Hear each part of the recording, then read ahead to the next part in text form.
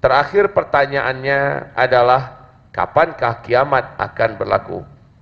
Nabi berkata, saya tidak tahu. Orang yang bertanya mungkin lebih tahu daripada saya yang ditanya. Dan ternyata pun malaikat Jibril tak tahu bila kiamat akan berlaku. Lalu saat Nabi ditanya kembali, akhbirni an amaratiha. Kalau tanda-tanda bahwa kiamat sudah sangat dekat, apakah engkau tahu? Bagi tahu saya. Nabi berkata, kalau ini pertanyaanmu, saya memang ahli di situ. Maka Nabi mengatakan, antalidal amatu rabbataha wa antaral hufatal uratal alata ri'a asya yatatawaluna fil bunyat. Awas, kalau engkau nanti sudah menemukan suatu zaman, orang yang hidup pada zaman itu sebelumnya mereka miskin-miskin, mereka hanya penggembala ternak, tidak beralas kaki, bertelanjang dada karena miskinnya. Tiba-tiba mereka menjadi kaya raya dan sangat berkuasa. Lalu mereka saling berlomba-lomba dan berbangga-bangga membangun gedung-gedung yang tinggi-tinggi. Jika zaman itu sudah engkau temui, maka jarak masa antara kiamat dengan engkau sudah sangat dekat. Ini hadis riwayat Imam Muslim. Hadis ini sahih, diceritakan oleh Umar bin Khattab. Di dalam hadis riwayat Imam Ahmad, Abdullah ibnu Abbas bertanya kepada Rasulullah, ya Rasulullah, siapakah yang engkau maksud?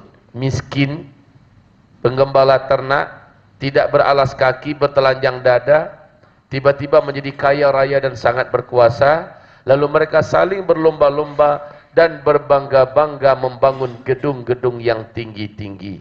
Siapakah yang kau maksud ya Rasulullah?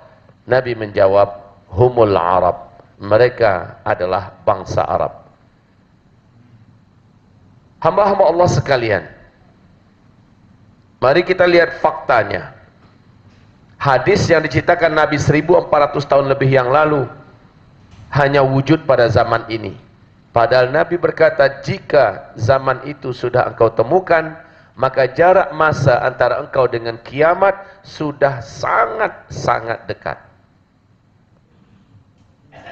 Lihat, sebelum minyak bumi ditemukan di dalam perut bumi negeri Arab, Arab saat itu namanya masih Jazirah Arabiyah. Arab saat itu kaya apa miskin? Miskin. Negeri yang panas, gurun Sahara yang luas dan tandus bagaikan tak bertepi. Apa kehidupan masa depan yang boleh diharap di sana? Tak ada. Tapi ketika minyak bumi ditemukan di Jazirah Arabiyah langsung berubah menjadi negara petrodolar.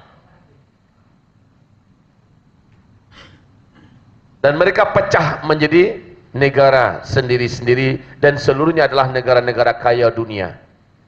Qatar, Bahrain, Kuwait, Uni Emirat Arab, Arab Saudi, Oman, Yaman. Masing-masing negara ini, coba saksikan, sedang serius dan berlomba mengalahkan yang lain untuk pembangunan kota-kota besar mereka. Macam Makkah saja, lihat sekarang apa yang dibuat oleh kerajaan Arab Saudi di kota Makkah. Masya Allah, Masjidil Haram kita, Ka'bah, seperti satu titik tahi lalat kecil, dikelilingi oleh hotel-hotel megah bintang 5. Lihat Madinah Al-Munawwarah, Masjid An-Nabawi yang begitu indah, sudah tidak kelihatan lagi dari jarak jauh, karena sudah dikelilingi oleh hotel-hotel mewah-mewah, tinggi-tinggi dan besar-besar. Ibu kota Arab Saudi yaitu kota Riyadh. Ketika Raja Abdullah masih hidup, Pangeran Salman diangkat menjadi gubernur di sana. Oleh Pangeran Salman, ibu kota Riyadh disulap menjadi kota metropolitan ala Eropa. Jeddah dijadikan sebagai kota perdagangan dan pusat persimpangan Timur Tengah. Ini baru Arab Saudi. Coba lihat Kuwait sebelahnya, negara jirannya. Kuwait pada hari ini membangun kota yang mengalahkan dan membuat minder semua kota-kota besar di Eropa. Kuwait masih kalah dibandingkan dengan negara di sebelahnya, Bahrain. Bahrain indahnya luar biasa. Pembangunan dan megahnya gedung-gedung yang mewah di Bahrain hari ini, Masya Allah. Tapi Bahrain belum apa-apa dibandingkan dengan negara di sebelahnya lagi, Uni Emirat Arab. Hari ini Dubai, Abu Dhabi adalah kota terindah nomor 1 di dunia. Semua kemewahan dunia lengkap di Abu Dhabi. Hamba-hamba Allah yang kami muliakan, saya ada jemputan dakwah insyaAllah akhir bulan ini ke Abu Dhabi dan Dubai. InsyaAllah saya akan berdakwah di sana dan saya share langsung di YouTube. Nah, Abu Dhabi satu-satunya negara termewah nomor 1 di dunia. Hanya di Abu Dhabi didapatkan mesin ATM yang kalau kita masukkan kad kita, tekan, keluar gold 1 kilo, 2 kilo, kita perlu berapa? Hanya di Abu Dhabi. Jangan tanyakan tentang pembangunan gedungnya, Masya Allah. Tapi Abu Dhabi masih belum mampu mengalahkan pembangunan yang ada di Dubai. Dubai pemegang rekor gedung tertinggi nomor 1 di dunia sampai hari ini. Tidak ada apa-apanya Hong Kong, Tokyo, London, Paris, segala macamnya semuanya kalah. Dubai memiliki gedung yang bernama Burj Khalifah. Ketinggiannya 828 meter. Apakah perlombaan ini sudah selesai di Timur Tengah? Belum. Saat ini di tepi Laut Merah di kota Jeddah sedang berlangsung pembangunan gedung yang akan mengalahkan rekor gedung tertinggi nomor 1 di dunia yang ada di Dubai.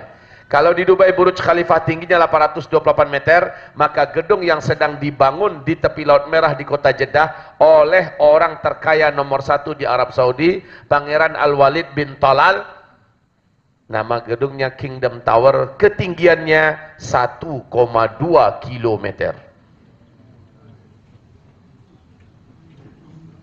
Dan Kuwait baru saja mengumumkan akan mendirikan gedung yang ketinggiannya juga di atas 1 kilometer. Pangeran Muhammad bin Salman tidak mau kalah. Dia mentargetkan 2030 akan selesai pembangunan kota Neom. Kota termewah, termegah, terhebat di seluruh dunia, yang kalau dirupiahkan ke rupiah kami 6.643 triliun. Luar biasa. Dulu mereka miskin, tidak beralas kaki, bertelanjang dada. Tiba-tiba mereka menjadi kaya raya dan sangat berkuasa. Lalu mereka saling berlomba-lomba, berbangga-bangga membangun gedung-gedung yang tinggi-tinggi. Jika zaman itu sudah engkau temukan, kata Rasulullah, jarak masa antara engkau dengan kiamat sudah sangat-sangat dekat. Ada di antara kita mungkin yang berkata, Tuan Guru, Ustadz, saya nak bertanya. Saya dengar ada hadis lah, Rasulullah SAW bercakap macam ni.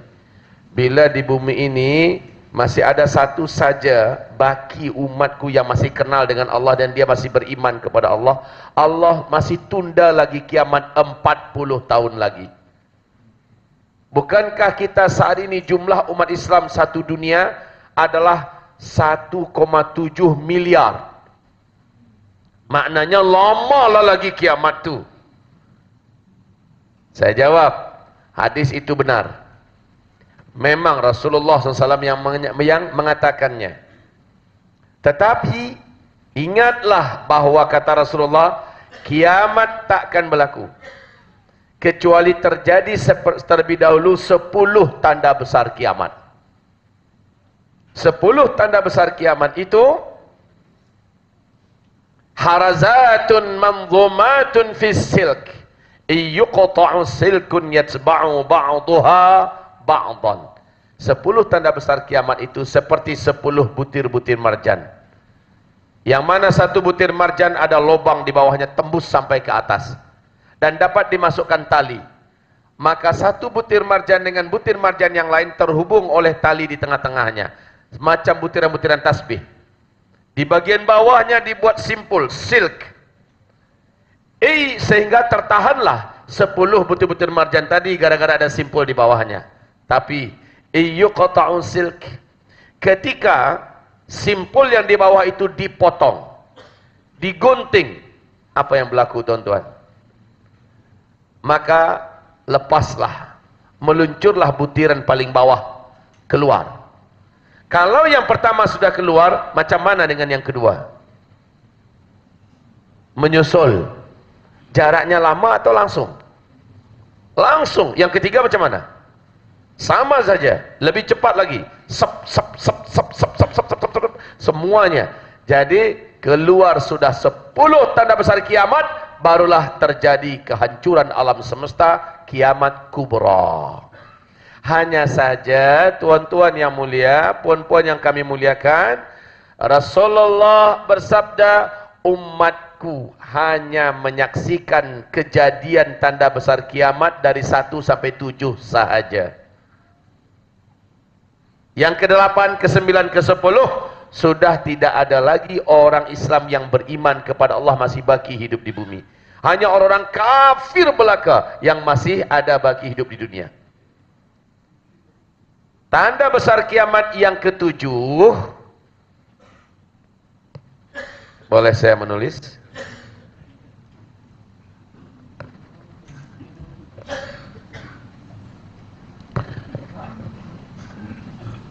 Tanda besar kiamat yang ke-7, ini yang pertama, 2, 3, 4, 5, 6.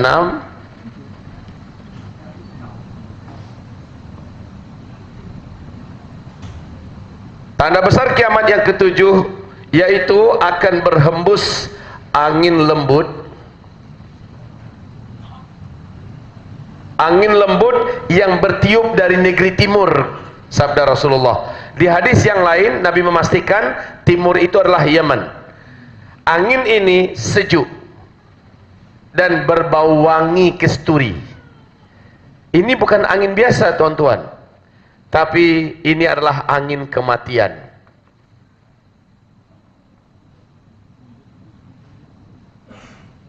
Angin kematian. Apa hal? Angin tersebut akan cepat membungkus bumi. Siapapun orang Islam yang ada iman kepada Allah, sekalipun imannya hanya seujung kuku, dan orang Islam ini ada di dalam gua, ada di puncak gunung, ada di dalam pulau-pulau, ada di gurun Sahara, atau dimanapun saja, dengan cepat angin ini akan sampai ke sana. Dan ketika ada orang Islam yang punya iman itu tersentuh oleh angin lembut dan sejuk berbau wangi kasturi ini, terhirup olehnya angin tersebut, saat itu di tempat itu juga dia langsung tergeletak meninggal dunia. Serentak satu muka bumi, orang Islam yang punya iman meninggal dunia. Serentak. Tolong tuan-tuan perempuan jangan ditanya, Pak Ustadz, kalau kita serentak meninggal dunia, siapa yang nak kuburkan kita? Tak payah tanyalah, saya pun tak tahu. Iya kan? Nah, peristiwa tanda besar kiamat yang ke-7 sering saya istilahkan dengan finish.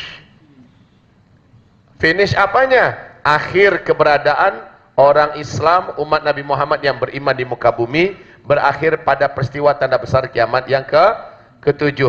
Tanda besar kiamat yang ke-8, 9, dan 10 kita sudah tak ada lagi lah.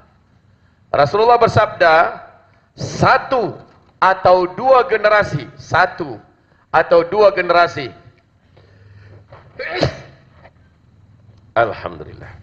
Yahdikumullah sallallahu. 1 atau 2 generasi setelah habisnya orang Islam, barulah terjadi kiamat besar, kehancuran alam semesta. 1 generasi menurut ilmu sosial adalah 25 tahun. Sejak lahir, kanak-kanak, remaja, dewasa, usia 25 tahun menikah. Habis itu lahir anak. Dianggap lahir generasi baru. Makanya 1 generasi disebut 25 tahun. 1 atau 2 generasi barulah kiamat. 1 generasi 25 tahun. 25 tahun, 25, tahun. Oke? Di hadis tadi yang kita dengar, Allah akan tunda lagi kiamat 40 tahun lagi. Sesuai tidak?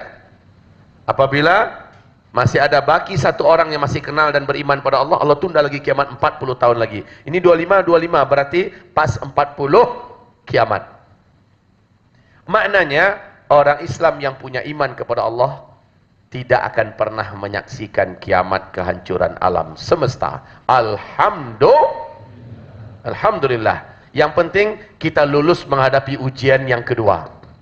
Tanda besar kiamat yang kedua, ini yang paling dikhawatirkan oleh seluruh para nabi dan rasul. Apa dia? Munculnya Dajjal.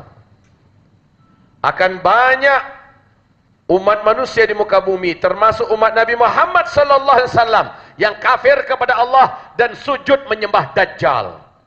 Dan Rasulullah bersabda, siapapun nanti berjumpa dengan Dajjal, dengan masa Dajjal, jangan pernah bertemu dengan Dajjal. Bila kalian dengar Dajjal sudah masuk ke kota kalian, sembunyilah. Siapapun yang dengan sengaja keluar untuk berjumpa dengan Dajjal, sekuat apapun imannya, dia pasti akan kafir kepada Allah. Saking dahsyatnya fitnah yang dibawa oleh Dajjal. Nanti akan ada seorang lelaki yang merasa imannya sangat kuat dari umatku.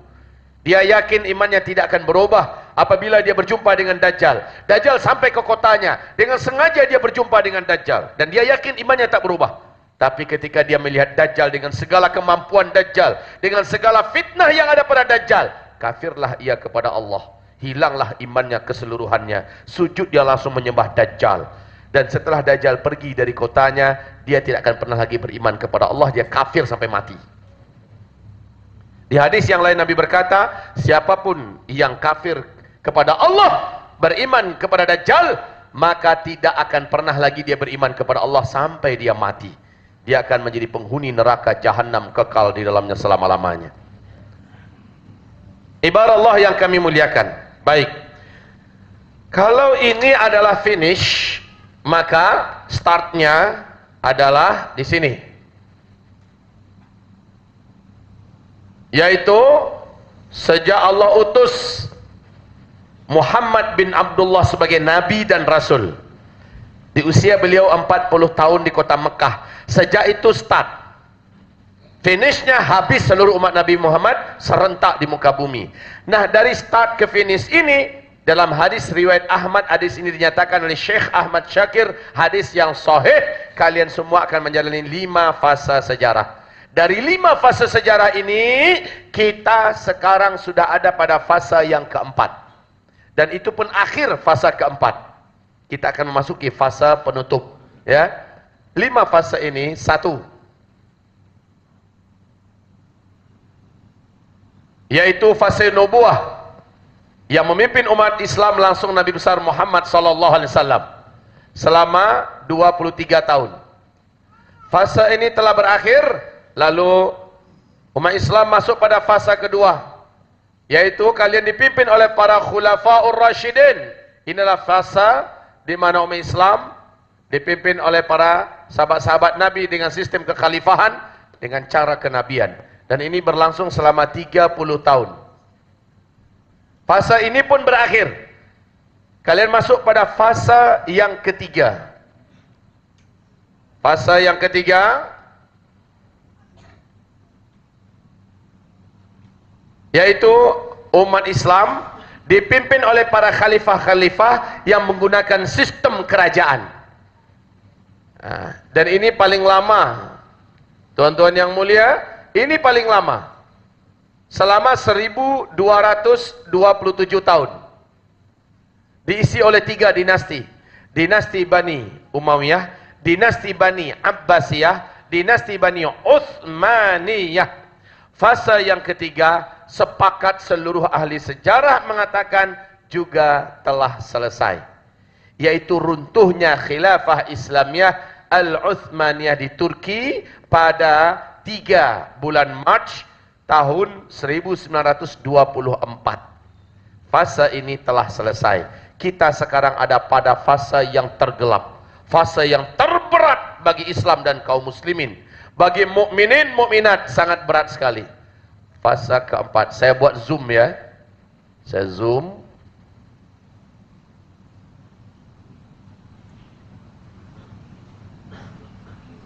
Lihat baik-baik, fase keempat ini ternyata bagian penghujungnya terjadi 4 tanda besar kiamat yang pertama. Dan tanda besar kiamat yang keempat adalah munculnya Ya'juj dan Ma'juj.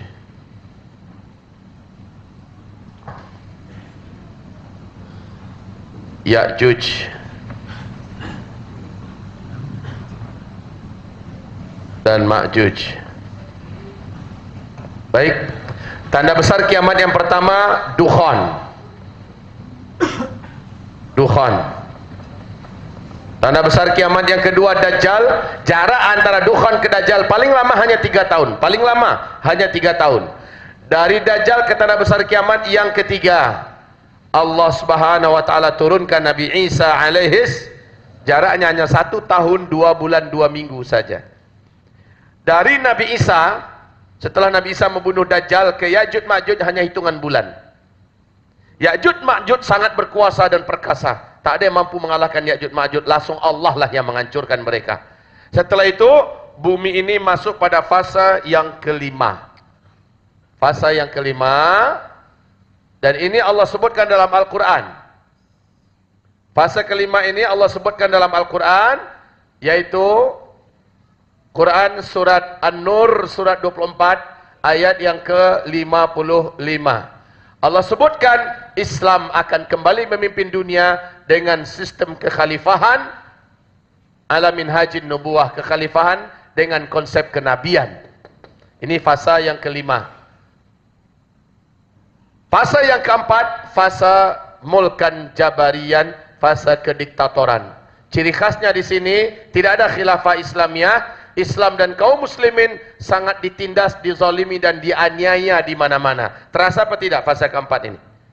Ini fasa kita, dan kita sekarang sudah hampir di penghujungnya. Sudah hampir di penghujung. Nah, hamba-hamba Allah, sekarang saya ingin menjelaskan kepada kita semua. Saking karena sangat banyaknya yang mau saya uraikan, yang mana dulu? Belum tentu saya akan ketemu dengan tuan-tuan yang mulia lagi ke depan. Yang paling berbahaya dari seluruhnya adalah Dajjal. Saya akan terangkan Dajjal. Apabila Dajjal sudah begitu dekat, maka berarti tanda-tanda yang lain sudah, apalagi yang pertama, lebih dekat lagi dengan kita tentunya. Coba lihat tentang Dajjal. Saya fokus di sini saja satu. Perhatikan Dajjal. Laknatullah alaih. Seluruh para nabi dan rasul yang Allah utus ke muka bumi, kata Rasulullah, pasti mengkhawatirkan hadirnya Dajjal kepada umat mereka. Ma arsalallahu nabiyyan wa rasulah. Tidak pernah Allah mengutus seorang nabi atau seorang rasul kecuali mereka seluruhnya memperingatkan kaum mereka masing-masing bahayanya Dajjal. Dan akulah yang paling merinci pembahasan Dajjal. Maka kata Rasulullah SAW, ma baina khalqi Adam ila qiyamis sa'ah fitnatun akbar minad Dajjal.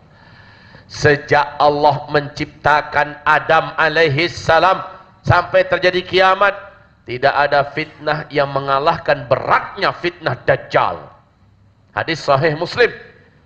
Di riwayat yang lain Rasulullah bersabda, seandainya semua fitnah-fitnah yang pernah Allah datangkan kepada umat manusia disatukan semua, lalu Dajjal muncul membawa fitnahnya sendiri, diadu mana yang paling berat, mana yang paling besar fitnahnya. Fitnah Dajjal akan mengalahkan semua fitnah-fitnah yang ada pada seluruh umat manusia. Sementara fitnah Dajjal inilah yang terberat, terbesar. Rasul bersabda, kalau Dajjal nanti muncul dan saya masih hidup, saya yang akan melindungi kalian dari Dajjal. Saya yang akan menghadapi Dajjal. Tapi kalau Dajjal nanti muncul dan saya sudah tak ada, setiap kalian wajib melindungi diri dan keluarganya masing-masing. Dan Rasulullah sudah meninggal dunia. Tanda-tanda Dajjal terjadinya di zaman ini, tuan-tuan. Dajjal itu siapa Pak Ustadz? Khayalan yang selama ini kita terima dari turun-temurun. Dajjal itu matanya satu di kening, ya. Dia tinggi besar. Karena tinggi besarnya, kalau dia masukkan kakinya ke dalam laut, hanya semata kaki saja laut yang dalam.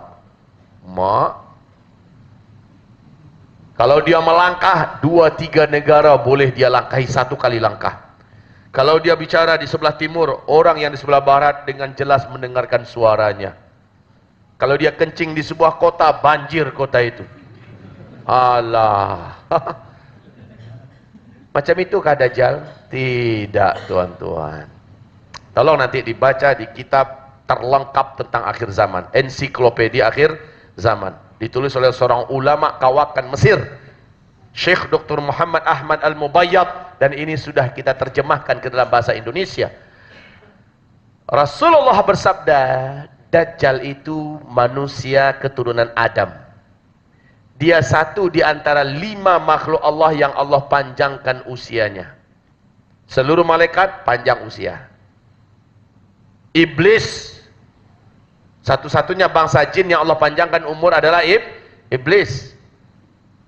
Dajjal, Isa alaihi salam, Ya'juj dan Ma'juj. Hanya 5 ini. Dajjal di dalamnya salah satu.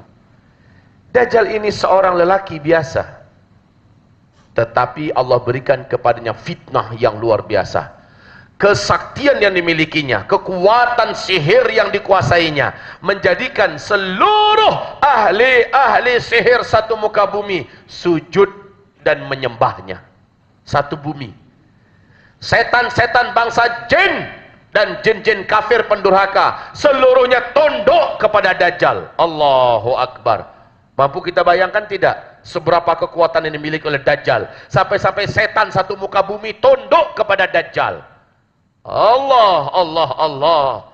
Dajjal ini ketika muncul, kata Rasulullah, dia mendemonstrasikan, dia memperagakan kemampuan-kemampuan merubah alam yang hanya Allah yang mampu, dan dia mengumumkan dirinya adalah Tuhan. Banyak yang percaya kepada Dajjal. Apalagi Dajjal datang di tahun-tahun kemarau panjang dan kelaparan melanda seluruh muka bumi. Dajjal datang membawa gunungan makanan. Dia mengatrasikan kemampuan yang hebat, dan dia membawakan makanan, merubah bumi yang tandus menjadi hidup, dan merubah negeri yang miskin menjadi kaya. Bagi siapapun yang beriman kepadanya, maka dia ciptakan surga untuk mereka. Dahsyat sekali Dajjal ini. Tuan-tuan yang mulia, Dajjal ini seorang lelaki, tubuhnya lebih pendek dari kalian sedikit. Tubuhnya lebih pendek dari kalian sedikit. Tapi lehernya sedikit lebih panjang daripada leher-leher kalian. Bahu kanan dan bahu kirinya berjauhan. Dadanya lebar, full daging. Rambutnya keribu, tahu keribu? Keriting dan sangat rapat, ya, sehingga besar sekali.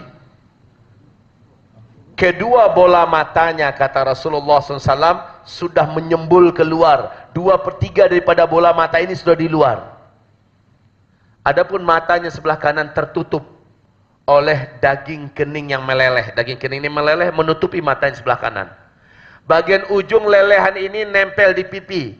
Baki daripada lelehan daging kening ini bergelantung seperti dahak atau seperti jengger ayam. Dan nampak tonjolan dari bola mata itu lewat daging kening yang menutupi mata kanannya. Sementara mata sebelah kiri sudah bergelantung di luar. Berkabut. Hitam warna kita ini, hitam warna kita ini, split, apa namanya? Yang hitam kita ini. Kalau Dajjal, kata Rasulullah, warnanya warna hijau kaca. Berkabut. Warna kulitnya gelap, tapi pucat seperti mayat. Ada bercak-bercak merah di bawah kulitnya. Kedua kakinya ketika berjalan, kata Rasulullah, kedua mata kakinya saling menjauh, dan kedua jempolnya kanan dan kiri saling mendekat.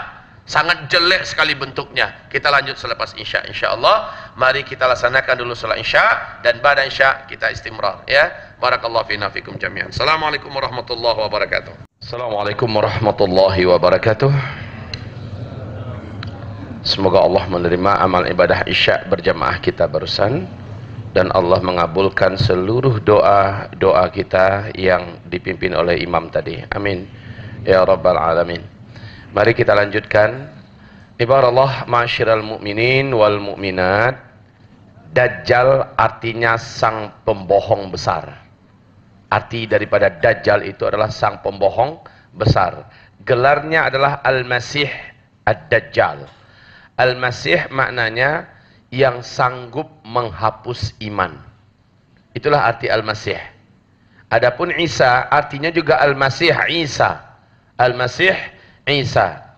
Hanya saja yang dihapus oleh Nabi Isa adalah kekufuran dan Dajjal. Isa nanti menghapus kekufuran dan menghapus Dajjal dari muka bumi ini. Sementara Dajjal hadir terlebih dahulu sebelum Nabi Isa, kerjanya menghapus iman.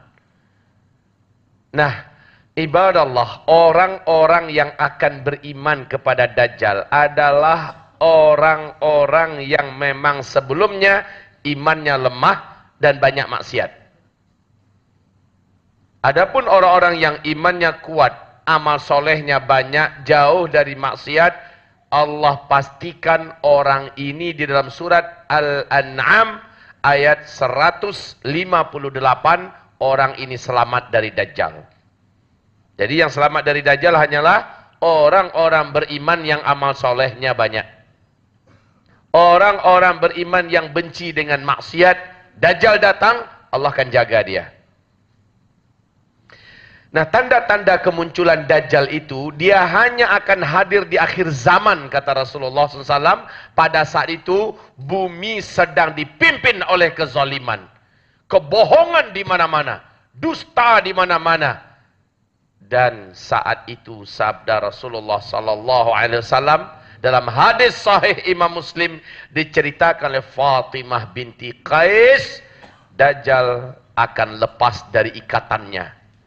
Jadi Dajjal itu di zaman Nabi hidup, Rasulullah ditemui oleh seorang kapten kapal bernama Tamim Ad-Dari.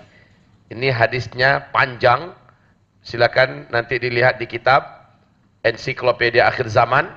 Hadisnya panjang, sahih Imam Muslim. Tamim Ad-Dari berjumpa dengan Nabi dan dia menyatakan masuk Islam. Dia aslinya awalnya dia beragama Nasrani, dan dia datang ke Madinah menyatakan masuk Islam. Dia menceritakan pengalamannya ketika memimpin kapal di mana ada 20 awak kapal bersamanya. Di sebuah malam yang sangat gelap, laut menggila, ombaknya setinggi-tinggi bukit.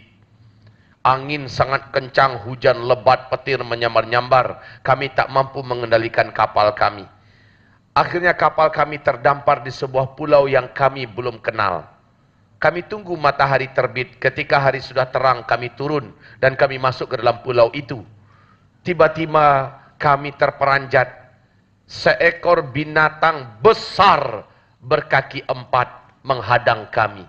Binatang ini bulunya sangatlah tebal dan hitam. Saking tebal bulunya, kami tak mampu membezakan mana kepala, mana belakang. Dan binatang ini menyapa kami dalam bahasa Arab. Kami fikir dia adalah setan betina yang akan membunuh kami. Kami lari meninggalkannya. Hanya 1-2 kali langkah dia telah di depan kami. Dan dia berkata, kalian tidak perlu takut. Saya tidak akan menyakiti kalian. Saya adalah Al-Jassasah. Jassasah ini adalah artinya mata-mata yang mengawasi siapa yang masuk datang ke pulau ini. Saya sudah lama memata-matai orang-orang yang masuk ke pulau. Saya hanya menunggu orang Arab masuk ke pulau ini. Apakah kalian dari Arab? Tamim Ad-Dari menjawab, betul kami dari Arab. Sambil ketakutan dia menjawab, betul kami dari Arab. Lalu binatang itu berkata, sudah begitu lama penantian ini. Pergilah kalian ke kuil tua sana. Kalian akan temukan seorang lelaki yang sudah begitu lama di dalam kuil tua itu. Dia ingin mendengarkan informasi tentang dunia terkini. Maka kata Tamim Ad-Dari, kami pun lari sekencang-kencangnya meninggalkan binatang itu, menuju ke arah kuil tua yang dia maksud. Dan sesampainya kami di kuil tua itu, kami temukan seorang lelaki bertubuh kekar dan kuat, sedang tergeletak di tanah. Kedua kakinya dirantai dengan rantai besi yang besar dan berat. Rantai itu menyambung mengikat kedua tangannya.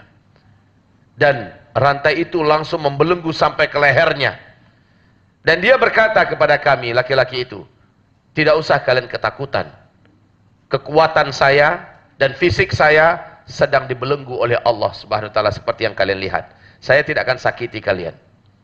Katakan, apakah kalian dari Arab apa bukan? Maka Tamim dan kawan-kawannya berkata, iya, kami dari Arab. Maka laki-laki yang terikat itu berkata, baru sekarang akhirnya saya dapat berjumpa dengan orang Arab. Hei kalian, apakah di Arab sudah muncul seorang lelaki ummi mengaku-ngaku sebagai nabi penutup, nabi terakhir, namanya Ahmad atau Muhammad? Maka Tamim Ad-Dari menjawab, sudah. Bagaimana? Apakah ada orang yang mau beriman kepadanya atau tidak?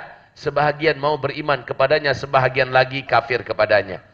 Laki-laki yang terikat itu berkata, beruntunglah orang-orang yang mau beriman kepadanya, karena dia adalah lelaki yang benar dan jujur. Kata-kata orang yang terikat ini berpengaruh kepada Tamim Ad-Dari. Beruntunglah orang yang mau beriman kepadanya, karena dia adalah laki-laki yang benar dan jujur. Terakhir di penghujung hadis, Nabi berkata kepada seluruh sahabatnya, hei kalian semua dengarlah, laki-laki yang ditemui oleh Tamim Ad-Dari di tengah pulau laut Yaman itu, dia adalah Dajjal. Itulah Dajjal. Sedang terikat. Kekuatannya dan fisiknya diikat oleh Allah Subhanahu wa ta'ala. Dibelenggu oleh Allah. Itu kondisinya saat itu. Ibarat Allah yang kami muliakan, laki-laki tersebut atau Dajjal itu bertanya kepada Tamim Ad-Dari, dijawab, bertanya, dijawab, bertanya, dijawab. Terakhir dia berkata, 3 syarat. Ini adalah saya akan dibebaskan dari ikatan ini kalau ketiga-tiga ini sudah terjadi. Kalian tahu tidak? Ini penting untuk Bapak, Ibu ingat semua. Kalian tahu atau tidak yang 3 ini? Ini kata si Dajjal kepada Tamim ya. Kalian tahu tidak? 1. Ini 1 Romawi ya.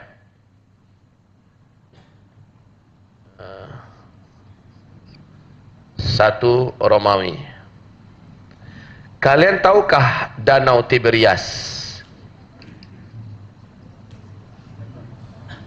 Tamim Ad-Dari menjawab, ya, kami tahu. Apa yang ingin engkau ketahui, yang ingin kau tanyakan berkaitan dengan Danau Tiberias? Dajjal bertanya, danau ini airnya masih banyak atau sudah susut? Tamim menjawab, airnya saat ini sangat banyak. Tidak berkurang sedikit pun. Kata si Dajjal, kalian lihatlah, sebentar lagi airnya akan susut sekali. Kemudian, pertanyaan kedua, kalian tahu tidak? Dengan kebun kurma di Baisan. Kebun kurma di Baisan. Tamim dan kawan-kawannya menjawab, kami tahu. Itu adalah kebun kurma di Yordania, di Urdun, ya, berbatasan dengan Palestina. Apa yang ingin kau tanyakan tentang kebun kurma di Baisan? Si Dajjal berkata, kebun kurma itu masih berbuah atau sudah tidak lagi berbuah? Tamim menjawab, saat ini buahnya sangat lebat, tidak kurang sedikit pun. Si Dajjal berkata, sebentar lagi buahnya akan berhenti, tidak akan lagi berbuah. Dan dia bertanya lagi, kalian tahu dengan mata air Zuhar? Maka Tamim Ad-Dari dan kawan-kawan menjawab, ya, kami tahu mata air Zuhar itu tidak jauh dari kawasan Danau Tiberias di Palestina. Apa yang ingin kau tanyakan? Si Dajjal berkata, mata air Zuhar ini masih mengeluarkan air atau sudah berhenti mengeluarkan air? Maka Tamim Ad-Dari menjawab, mata air Zuhar masih sangat banyak penduduk hidup dan bercocok tanam dari mata air itu. Lihatlah, mata air itu sebentar lagi tidak akan lagi mengeluarkan airnya. Jika tiga-tiganya ini sudah terjadi, ikatan saya lepas dan saya bebas. Saya akan masuki seluruh kota-kota di muka bumi. Hanya 2 kota yang Allah haramkan saya memasukinya. Baik fisiknya, kekuatannya, bala tenteranya, tidak akan diizinkan Allah memasuki 2 kota. Mekah dan Tibah, katanya. Di penghujung hadis, Nabi berkata, ala innal madinata hiya Tibah. Ketahuilah, Madinah Al-Munawwarah itu adalah Tibah. Tibah itu adalah Madinah ini. Jadi 2 kota itu Mekah dan Madinah. Baik, kaum muslimin, mari kita lihat. Ini ketiga-tiganya berada di negeri Syam.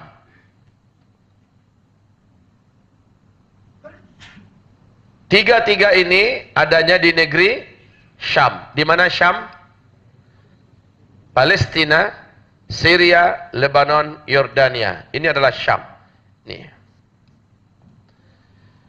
Mari kita lihat perkembangan terkini. Semoga ini cukup membuat hati ibu bapak semuanya waspada. Dipenuhi oleh iman, betapa kita dipaksa untuk meyakini bahwa ini benar-benar sudah akhir zaman. Ketika ulama-ulama besar dunia mengatakan, "Hadza zamanu khurujid dajjal." Inilah zamannya Dajjal akan lepas.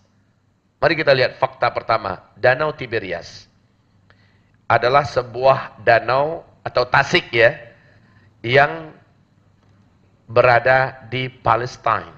Daerah yang paling indah dari Palestina adalah yang ada Tasik Tiberias ini. Airnya sangatlah tawar dan enak. Air danau ini tidak pernah susut. Tidak pernah susut. Jadi, permukaan air itu seperti ini. Dasar danaunya seperti ini.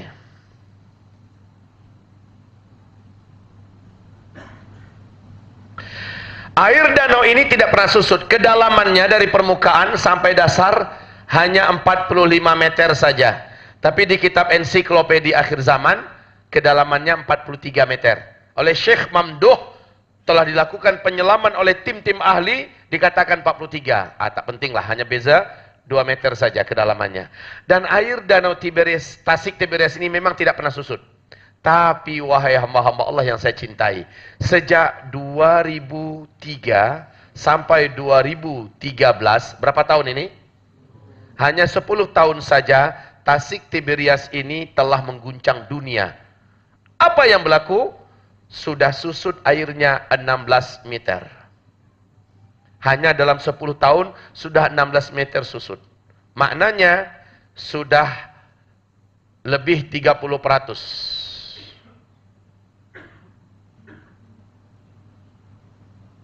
Susutnya danau Tiberias. Kondisinya sudah seperti ini.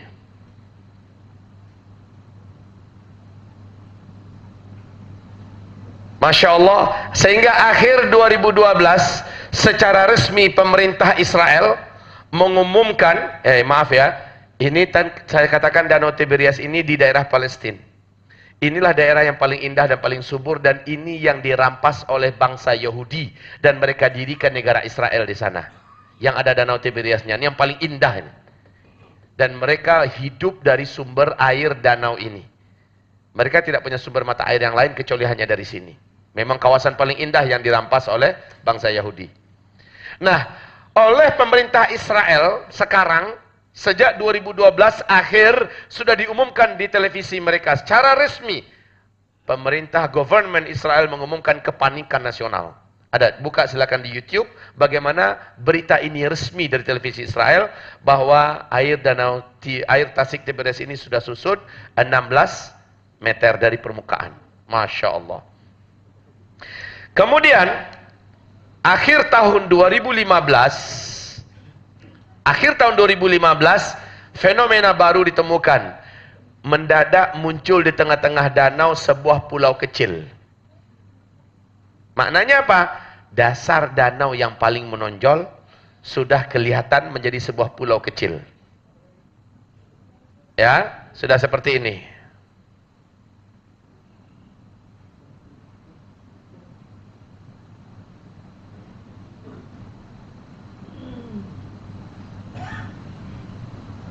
Inilah kondisinya akhir 2015.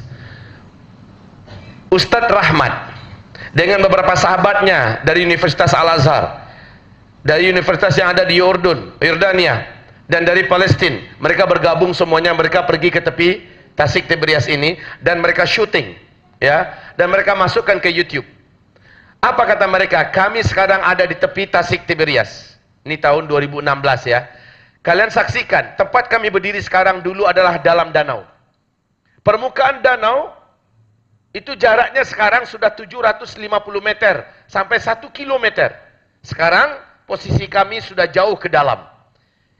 Ini adalah pertanda garis hadis Nabi Muhammad sedang terjadi di masa kita tentang Dajjal akan lepas. Jadi sekarang 1 tahun 10 bulan 3 minggu yang lepas dari sekarang. 1 tahun 10 bulan 3 minggu yang lepas, hampir 1 tahun 11 bulan ini, kondisi Tasik Tiberias telah lewat garis hitam, garis merah, dan sekarang sudah sampai di garis hitam. Ini kondisi terkini. Sehingga pemerintah Israel dengan resmi mengumumkan Tasik Tiberias ini akhirnya sudah tidak dapat lagi dijadikan sebagai sumber air kehidupan utama bangsa Yahudi di Israel. Air kehidupan utama bangsa Yahudi di Israel adalah air laut yang disuling. Itu kondisi terakhir sekarang. Nah, kaum muslimin yang kami muliakan, ini yang pertama. Sehingga ini menjadikan para ulama-ulama yang mengamati hadis-hadis akhir zaman mengatakan, hadza zamanu khurujid dajjal. Masalahnya, Tasik Tiberias ini tidak pernah susut, tapi susutnya sekarang. Dan susutnya sudah sampai ke tingkat yang paling mengkhawatirkan. Masih ingat? Nanti ketika Ya'juj Ma'juj muncul, yang paling pertama keluar dari Ya'juj Ma'juj langsung menuju ke Tasik Tiberias, dan baki air dari Tasik Tiberias ini yang ada mereka minum sampai habis. Rombongan terakhir dari Ya'juj dan Ma'juj datang lagi ke Tasik ini, sudah tak ada lagi. Apa kata mereka? Bukankah Tasik ini berair, kenapa habis? Padahal kawan-kawannya di muka yang habiskan. Karena air itu sudah sangat sedikit. Jadi akhir 2016 ketika terjadi kebakaran hebat hutan Israel, kita semua mendengar dan menonton di televisi, ya. Apakah Israel sanggup memadamkan apinya? Tidak sanggup. Dan mereka minta tolong ke negara-negara sekitaran. Macam mana mereka tidak padamkan hutan mereka yang terbakar dengan air yang mereka punya? Untuk minum saja tak cukup. Makanya mereka minta tolong. Dan sekarang pengumuman sudah resmi, Tasik Tiberias sudah tidak dapat lagi diandalkan untuk air kehidupan bangsa Yahudi di Israel. Oke, ini fakta pertama. Berarti ini sudah terjadi. Kebun kurma di Baisan. Di mana Baisan? Di Yordania. Berbatasan dengan Palestina. Kebun kurma di Baisan ini paling enak, Pak. Buahnya paling lebat. Dan terkenal termasuk kurma yang paling mahal di dunia. Buahnya tidak pernah berhenti. Tapi ketahuilah wahai tuan-tuan yang mulia, sejak hampir 9 tahun yang lepas, kebun kurma di Baisan sudah mengalami kerusakan buahnya dan menjadi sedikit. Lalu 4 tahun lebih ini, kebun kurma di Baisan resmi tidak berbuah 1 pokok pun. Ini kondisi sekarang. Ini sudah terjadi. Berikutnya, mata air Zugar. Nah, ini tidak jauh dari Tasik Tiberias. Mata air Zugar ini sebelumnya tidak pernah putus mengeluarkan air. Juga sudah lebih 4 tahunan ini mata air Zugar sudah tidak mengeluarkan air 1 tetes pun. Sudah terjadi. Inna lillahi wa inna ilaihi raji'un. Ini yang pertama. Yang kedua, boleh saya hapus?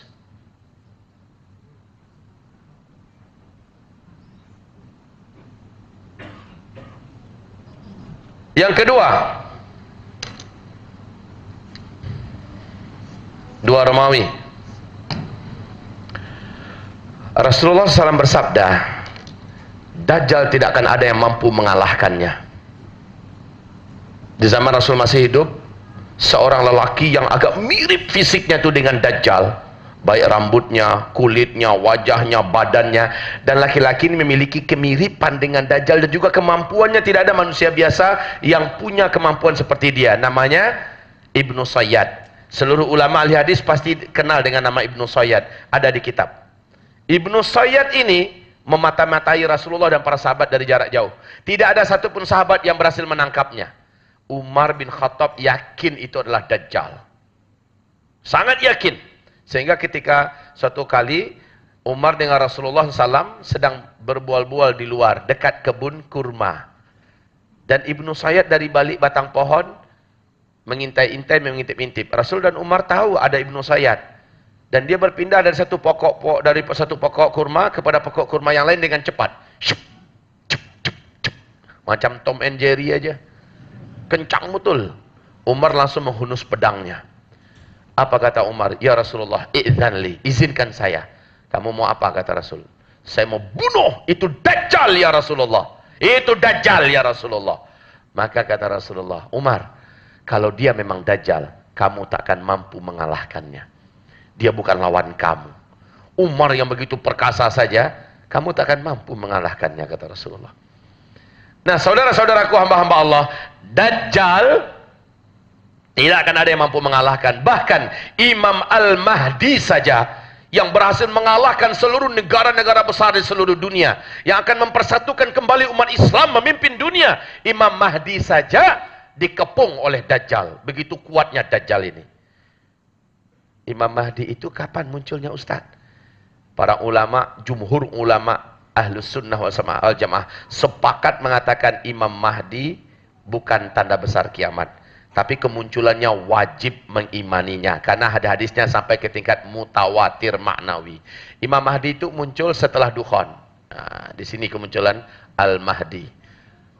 Jadi ada 3 makhluk Allah di akhir zaman yang akan bertemu di zaman yang sama. Al-Mahdi yang pertama muncul, yang kedua adalah Dajjal, dan yang ketiga Isa. Nah, ini yang pertama muncul Al-Mahdi. Al-Mahdi saja yang sangat kuat tidak mampu untuk menghadapi Dajjal, dan Al-Mahdi hampir saja dibantai oleh Dajjal bersama orang-orang beriman yang tangguh-tangguh, saking kuatnya Dajjal ini. Dan nanti kata Rasulullah, Dajjal akan membunuh seorang lelaki muda yang beriman kuat. Laki-laki itu tidak mampu dipengaruhi oleh Dajjal dengan sihirnya. Magic yang dimiliki oleh Dajjal tidak tembus kepada laki-laki itu. Hipnotis yang ada pada Dajjal tidak mempan pada laki-laki itu. Dia adalah laki-laki yang memiliki iman yang sangat kuat. Dia ada di puncak remaja menuju dewasa.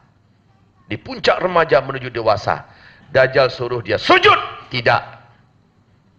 Saya Tuhan kamu. Bukan. Kamu pendusta. Kamu pembohong. Tuhan saya adalah yang menciptakan. Kamu menciptakan saya. Saya hanya akan sujud kepadanya saja, bukan kepada kamu. Kamu adalah Dajjal, kata anak muda ini. Maka kata Rasulullah, Dajjal pun murka. Dijambaknya rambut remaja laki-laki yang menuju dewasa ini. Tangan kanannya menggenggam gergaji. Kisah ini tolong dibaca nanti. Di kitab ini lengkap Pak semuanya. Hadis-hadisnya kuat dan sahih. Ya. Lalu ini bukan dongeng. Rasulullah berkata, Dajjal dengan gergaji di tangan kanannya, dibelahnya kepala remaja lelaki yang beriman ini. Dibelahnya. Kemudian sampai ke dada, dibelahnya. Dan terbelahlah badan anak muda ini. Tergeletak di tanah. Isi kepalanya keluar.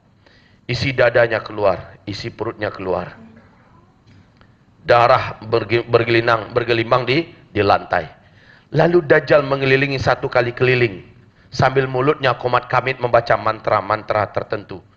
Entah apa yang dia baca, mulutnya komat kamit membaca. Setelah 1 kali keliling, Dajjal berkata, "Qum, bangkit kamu." Maka kata Rasulullah, benar-benar dengan izin Allah, dan ini bukan sihir ya, betul-betul Allah izinkan, bertaut kembali tubuh remaja ini. Saya lihat di YouTube, ada seorang pengikut Dajjal, namanya Chris Angel. Namanya Chris Angel. Dia mampu memotong badan orang dan menyambung kembali. Dia mampu potong tangan orang dan disambungnya kembali. Dia dipersilakan burung untuk disembelih oleh orang lain, lalu dia ambil burung itu, ditautnya kembali, dan burung itu hidup lagi dan terbang lagi. Kalau anak buah Dajjal saja sanggup seperti itu, apalagi Dajjal. Demi Allah, ahli-ahli sihir sekarang sudah bermunculan di seluruh kota di dunia, seluruh dunia sudah menampakkan diri, dan ini seluruhnya akan sujud menyembah Dajjal. Dan saya sangat yakin Dajjal itu telah lepas, ikatan-ikatannya telah bebas. Mari kita buktikan berikut ini. Wahai hamba-hamba Allah, kemudian setelah dia katakan qum, bertautlah kembali tubuh ini tanpa disentuh oleh Dajjal, bertaut kembali. Dan anak muda ini kembali berdiri dengan kuat dan sehat, dan Dajjal tepuk dada di depan para penyembah-penyembahnya. Seluruh orang-orang yang meyakini Dajjal Tuhan semakin kuat keimanan mereka bahwa ini adalah Dajjal. Beda dengan anak muda ini, semakin kuat pula imannya kepada Allah dan semakin yakin dia ini adalah Dajjal 100%. Badannya masih bersimbah darah, lantai masih bergelimang dengan darah. Dajjal berkata, kamu telah saya matikan tadi, tubuhmu telah saya belah dua, dan saya hidupkan kembali. Hanya Tuhan yang mampu melakukan itu, dan saya telah tunjukkan kepada kamu kemampuan ketuhanan saya. Sayalah Tuhan yang selama ini kamu sembah. Ini kesempatan terakhir kamu, sujud. Apa kata anak muda ini? Sorry Jal, justru yang kamu buat kepada saya barusan semakin menguatkan keimanan saya. Kamu sesungguhnya adalah Dajjal, sang pendusta. Rasulullah telah mengatakan, kamu akan bunuh seorang lelaki yang tidak berhasil kamu taklukkan, lalu kamu hidupkan dia kembali. Tapi Rasul juga berkata, Jal, setelah kamu bunuh saya, kamu takkan mampu membunuh saya kali kedua. Ini kata Rasulullah SAW. Dan kamu tidak akan mampu membunuh manusia manapun setelah hari ini. Kata Rasulullah, Dajjal benar-benar sampai di puncak murkanya. Dia loncat, ingin membunuh kembali. Dan betul, kuasa membunuh Dajjal sudah dicabut oleh Allah Subhanahu wa Ta'ala. Lalu Dajjal perintahkan bala tentaranya, cincang anak muda ini. Seluruh bala tentara Dajjal segera mencincang. Syahidlah dia. Rasul berkata, itulah syahid teragung di akhir zaman. Nah, untuk informasi bagi Bapak Ibu semua, tolong sila buka YouTube. Dunia Arab dan seluruh channel televisi Arab telah gempar memberitakan satu berita yang sama. 2004 di Palestina telah lahir seorang bayi lelaki. Dan bayi ini baru saja lahir berbicara dalam bahasa Arab yang fasih. Apa kata bayi ini? Baru saja lahir. Dia hanya bicara satu kali ya. Setelah itu dia normal seperti bayi-bayi pada umumnya. Bayi ini berkata lebih kurang begini. Di channel televisi Arab, boleh lihat, buka televisi Arab mana saja. Saya langsung menonton live di Qatar TV. Apa kata bayi ini? Ana rajulun sayaqtuluni Dajjal wala yaqtulu ba'di ahadan abada. Yang mengatakan inilah tokoh-tokoh masyarakat. Syekh-syekh di Palestina juga membenarkan berita ini. Sebelum saya translate makna daripada kata-kata bayi ini, saya katakan dulu, usia remaja dewasa menuju ke usia remaja matang menuju dewasa dalam hitungan ilmu sosial berapa, tuan-tuan? Belasan tahun ya. Startnya 12, 13, 14, 15, 16, puncaknya 17 tahun. Ada para pakar dan ahli ilmu sosial lainnya mengatakan 18 tahun. Ini diperselisihkan. Tapi oke lah, kita masukkan usia 18. Nah, kejadian tadi tahun berapa? 2004. Bayi ini berkata, Ana rajulun sayaktuluni Dajjal wala yaqtulu ba'di ahadan abada. Mari kita translate. Ana, saya, rajulun adalah seorang lelaki. Sayaqtuluni Dajjal. Dajjal nanti akan membunuh saya. Wala yaqtulu ba'di ahadan abada. Setelah itu Dajjal tidak akan mampu membunuh sesiapapun selama-lamanya. Setelah dia bicara satu kali itu, dia pun normal seperti bayi-bayi pada umumnya. Kabilah daripada anak bayi ini langsung menyelamatkannya dan menyembunyikannya dari pantauan dan jangkauan publik umum. Kaum muslimin yang kami muliakan, tahun berapa tadi?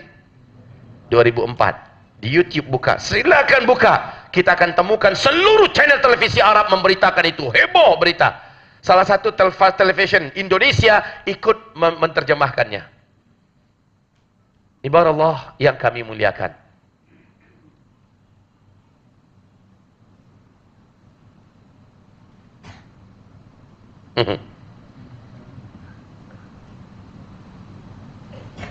Bapak Ibu sanggup sampai pukul berapa? Sampai pukul selesai? Iya kan? Masya Allah.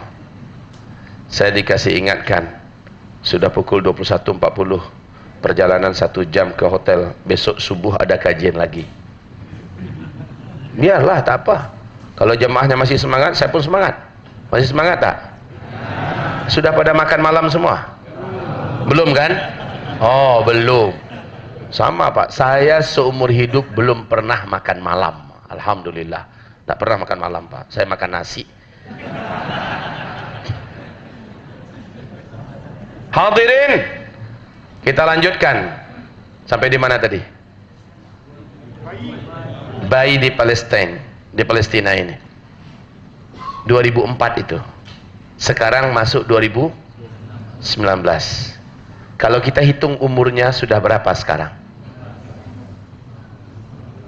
Sudah masuk 15. Anggaplah 14 mau masuk 15. Ya Allah ya Rabbi, apabila usia puncak remaja itu adalah 17 atau 18, maknanya dalam 3-4 tahun yang akan datang seharusnya anak muda ini sudah dibantai oleh Dajjal. Maknanya Dajjal tinggal menunggu hitungan tahun di jari tangan ini akan hadir. Betul tidak? Tanda yang ini tak terbantahkan ini. Ini sudah terjadi. Sejak 4 tahun yang lalu tiga-tiganya sudah terjadi. Maka saya yakin sejak 4 tahun yang lalu Dajjal telah bebas dari ikatan-ikatan rantainya. Rasul berkata, Dajjal baru muncul menampakkan dirinya ketika kaki tangannya sudah dimusnahkan oleh Imam Mahdi. Kaki tangannya itu apa? Israel, Amerika Serikat, persatuan bangsa-bangsa akan musnah di tangan Islam. Maka Dajjal murka, barulah dia menampakkan dirinya. Dan ibarat Allah, kalau sekarang dia telah terbebas. Oke, pertanda yang kedua ini sudah pun terwujud. Sekarang tanda kemunculan Dajjal yang ketiga.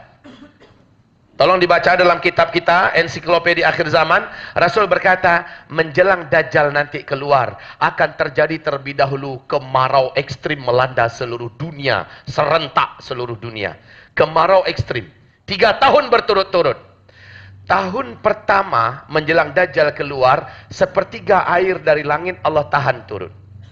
Sepertiga tanam-tanaman di muka bumi Allah biarkan mati, dan hewan ternak yang dapat dimakan sepertiganya Allah biarkan juga musnah. Sehingga akibatnya pakan menjadi langka, harga-harga bahan pokok menjadi mahal, sulit mendapatnya. Orang mulai berebutan. Orang berharap tahun kehadapan lebih ringan keadaan, mudah-mudahan air hujan banyak turun. Ternyata tahun ke depan 2/3 air dari langit Allah tahan turun. Dan 2/3 tanam-tanaman, biji-bijian, tumbuh-tumbuhan, buah-buahan, dan hewan ternak yang boleh dimakan, Allah biarkan mati. 2 kali lipat lebih berat daripada tahun sebelumnya. Ketika itulah orang-orang menjadi jahat dan brutal. Untuk bertahan hidup, dalam hadis sahih Imam Bukhari, di kitab Al-Adabul Mufrad, Rasulullah bersabda, tetangga demi bertahan hidup, karena lapar, dia tega mendatangi tetangganya. Hanya gara-gara sepotong roti di tangan tetangga yang dulu adalah sahabatnya. Dia bunuh tetangga itu demi sepotong roti. Kaum muslimin yang kami muliakan, orang-orang menjadi jahat. Pembunuhan banyak terjadi di mana-mana hanya gara-gara ingin makan. Bapak, Ibu, dengar nggak berita gempa di Palu, Indonesia? Habis gempa terjadi tsunami. Baru 2 hari 3 hari setelah tsunami, apa yang terjadi? Penjarahan kepada warga dan masyarakat setempat karena lapar, karena bantuan belum masuk. Orang sudah mulai menjarah ke sana kemari. Ini karena lapar, Pak. Mal-mal dijarah, toko-toko dijarah, ya. Dan rumah-rumah tetangga mulai dijarah. Ini baru 3 hari, bagaimana dengan tahun kedua?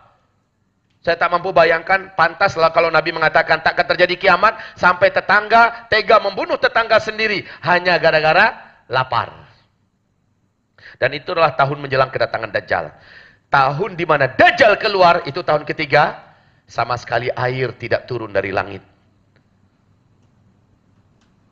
Semua makanan yang ada di bumi, tumbuh-tumbuhan, dan beberapa hewan berkuku di muka bumi Allah biarkan musnah. Orang-orang menjadi sangat putus asa untuk hidup. Yang jahat bertambah brutal, bangkai-bangkai dimakan, yang lemah-lemah iman akhirnya berniat untuk menghabisi hidupnya. Tiba-tiba mereka dapat kabar gembira, sang Dajjal yang membagi-bagi kehidupan datang.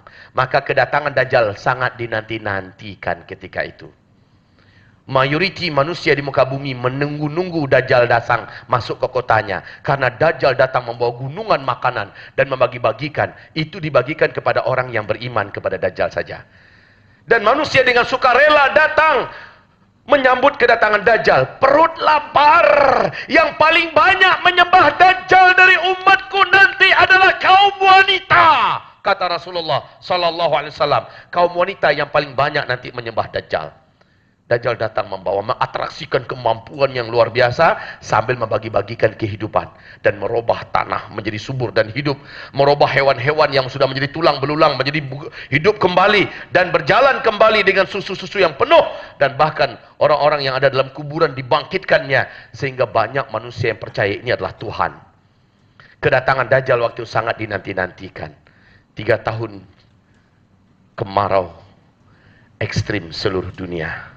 Oke, tanda besar berikutnya Dajjal akan keluar. Para pakar bumi dan alam kita sudah menyampaikan 2019 ini sampai 2022 akan terjadi kemarau ekstrim melanda seluruh dunia. Startnya 2019 ini. Berarti ini kita akan menghadapi masa-masa berat. Wallahi demi Allah, pantaslah kalau Rasulullah berkata, saat kalian menyaksikan fitnah di negeri Syam, fitnah Syam, bila kalian menyaksikan fitnah Syam sudah membara, umat Islam dibantai di Syria, umat Islam dibunuh, masjid-masjidnya dihancurkan, rumah-rumahnya dibinasakan, dan kota-kotanya diledakkan. Apabila kalian menyaksikan fitnah Syam membara, badiru bil a'mali fitanan, seluruh umat Islam yang ada di muka bumi saatnya saling berlomba-lomba memperbanyak amal soleh, stop amal salah. Sejak tahun 2011 bencana kemanusiaan, dibantainya kaum muslimin ahlus sunnah wal jamaah di Syria sampai sekarang belum berhenti. Betul? Ini sebenarnya waktu yang jeda, waktu yang disiapkan oleh Allah agar kita berlomba-lomba memperbanyak amal soleh. Sebab apapun petaka ke depan, hanya orang beriman yang punya amal soleh yang banyaklah yang sanggup dan selamat. Termasuk Dukhan datang, ini cuma orang-orang beriman yang selamat, orang-orang beriman yang soleh-soleh. Maka Ustadz, kayaknya kami sudah mulai terlambat. Terlambat tak apa, daripada tidak sama sekali. Saya sarankan kepada tuan-tuan yang mulia, kepada puan-puan, mulai hari ini betul-betul berlomba-lombalah memperbanyak amal soleh. Bila kita bekerja, bekerjalah dengan serius dan fokus, amanah dan jujurlah. Tapi ketika panggilan solat 5 waktu datang, prioritikan panggilan Allah Subhanahu Wa Taala. Kejar solat berjamaah 5 waktu. Stop, kakinya melangkah ke tempat yang Allah tidak ridhoi, jangan lagi. Harta yang keluarlah untuk apa yang Allah ridhoi. Tolong agama Allah. Bangun masjid, bangun pesantren-pesantren, tolong para ulama-ulama dalam berdakwah, bela agama Allah ini dengan harta kita. Dan kalau mungkin berangkat umroh, berangkatlah umroh. Kalau boleh berangkat haji, berangkatlah haji. Gunakan harta yang ada, tabungkan ke akhirat sebanyak-banyaknya. Tetapi sebahagiannya siapkan dalam bentuk emas. Karena tak lama lagi seluruh mata uang dunia akan hancur. Karena kata Rasulullah, menjelang Al-Mahdi muncul, kalian nanti akan kembali menggunakan emas dan perak sebagai mata uang kalian. Siap-siap, kalau ada uang kita, ada rezeki kita, belikan emas 1 kilo, 2 kilo, belikan. Oh, terlalu besar. 1 gram, 2 gram lah. Ada rezeki beli 1 gram, 2 gram. Beli senyap-senyap. Cukup suami istri saja yang tahu. Jangan digambar pula, di-share di grup. Oh, ya aku sudah mulai. Jangan, sudah diam-diam buat beli emas. Karena tak lama lagi seluruh uang-uang kertas ini di akhir zaman kata Rasulullah akan tidak berguna. Kalian akan kembali menggunakan emas dan perak sebagai mata uang kalian. Jadi ada program dunia menggunakan Bitcoin. Demi Allah ini tak akan berjaya. Sebelum Bitcoin berjaya, masih di masa uang kertas ini semua berakhir. Dan kita akan kembali menggunakan emas dan perak. Jadi mudah-mudahan didengar nasihat saya ini, belilah emas. Belilah emas, belilah emas, belilah emas, belilah emas. Dana-dana kita yang ada secara bertahap belikan emas. Dan, ya. Jangan cerita-cerita. Semuanya juga macam itu. Boleh tidak? Bismillah. Sesuatu yang sangat mudah dilakukan. Nanti kalaupun kita perlu uang kertas, tinggal jual sedikit emasnya. Kita dapatkan uang kertas lagi. Oke. Kaum muslimin, terakhir, nah yang ketiga ini sudah diumumkan tadi bahwa start 2019 sampai kepada 2022 akan terjadi kemarau ekstrim. Ini sudah diumumkan. Berarti kita semua betul-betul sedang menghadapi tragedi kemanusiaan terbesar. Kalau kering itu cuma Cina kering, India kekeringan, kemarau, negara yang lain boleh bantu kalau hanya di situ. Tapi ini serentak seluruh dunia. Maka setiap negara akan sibuk memikirkan diri mereka sendiri. Betul tidak? Maka wahai hamba-hamba Allah yang saya cintai, ada petunjuk Rasulullah agar selamat dari Dajjal.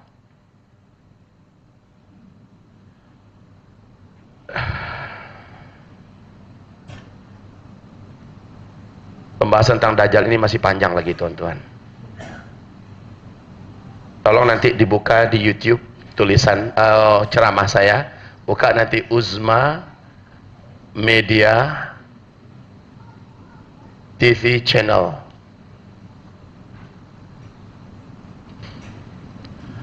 Di sini ceramah saya lengkap di YouTube, buka Uzma Media TV channel, sangat lengkap, rinci saya menguraikan di situ ya tentang Dajjal ini. Begitu juga tentang Imam Mahdi, yang seluruh tanda-tanda kemunculan Imam Mahdi sudah boleh dikatakan lengkap. Ya, Imam Mahdi sebentar lagi akan memimpin kita.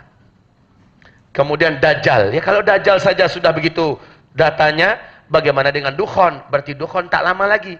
Kata Ibnu Abbas, yang menjadikan Dukhon terjadi adalah hantaman meteor. Dan Rasulullah bersabda, meteor akan menghantam bumi di akhir zaman jika umatku nanti pada masa itu sudah melakukan 3 perbuatan ini. 1, idza zaharatil kainat, apabila penyanyi-penyanyi wanita sudah bermunculan di tengah umatku di mana-mana. Sudah apa belum? Yang kedua, wal ma'azif, apabila musik dan alat-alat musik sudah disukai, disenangi oleh umatku di mana-mana. Ini pun sudah apa belum? Bahkan sekelas Arab Saudi saja sekarang, sejak Muhammad bin Salman memegang tampuk kekuasaan di Arab Saudi, Arab sudah menjadi cinta dengan musik sekarang, Arab Saudi. Yang ketiga, wasyuribatil khumur, apabila minuman khamar, barang-barang memabukkan sudah dikonsumsi, beredar dan menyebar di tengah umatku di mana-mana. Ini sudah apa belum? Maka ketika itu tunggulah hantaman meteor menghantam bumi kalian. Dan akan banyak petaka-petaka besar terjadi. Dan teknologi pun musnah. Masya Allah. Ketika Al-Mahdi muncul, kalian akan perang di belakangnya menggunakan pedang, tombak, dan panah. Kendaraan kalian saat itu kembali menggunakan kuda.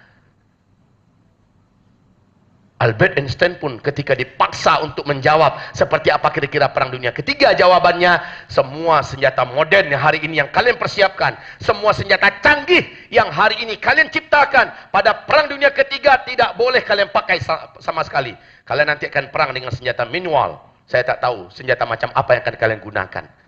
Steve Jobs juga berkata, ketika nanti saya sudah tidak ada, tak lama kemudian kalian semua akan kembali ke zaman batu. Dan Nabi 1400 tahun lebih yang lalu mengatakan, nanti kemunculan Al-Mahdi, saat itu kendaraan kalian kembali menggunakan kuda. Masya Allah, siap-siap saja Pak. Udah dekat sekali waktunya. Iya, udahlah. Imannya dipersiap, amannya dipersiap, kudanya juga disiapkan. Begitu. Nah, kaum muslimin, mungkin kita sekarang merasa kayak tak percayalah, maunya kita memang tak percaya. Tapi percaya tak percaya wajib kita melihat fakta yang tak dapat terbantahkan macam mana. Ada yang tak percaya, boleh berangkatlah ke sana, berangkatlah. Lihat langsung tempat-tempat ini. Silakan. Kalau yang tak percaya berangkat. Dan sudah beberapa orang membuktikan berangkat mendengarkan ceramah saya ini, dia berangkat pulang, dia mengatakan benar Ustaz. Yang Ustaz sampaikan benar. Khalas. Nah sekarang bagaimana cara selamat dari Dajjal? Dan sebelum Dajjal lepas, sebelum Dajjal muncul, sudah terbentuk terlebih dahulu 8 kelompok manusia yang nanti akan menjadi pengikut dan penyembah Dajjal. 8 kelompok manusia ini dengan cepat saya sebutkan. 1, seluruh Yahudi di muka bumi akan menjadi pengikut Dajjal. 2, seluruh umat Nabi Muhammad yang munafik akan menjadi penyembah Dajjal. 3, seluruh umat Nabi Muhammad yang hobi dan cinta dengan dosa-dosa besar dan tidak mau tobat, ini akan menjadi penyembah Dajjal.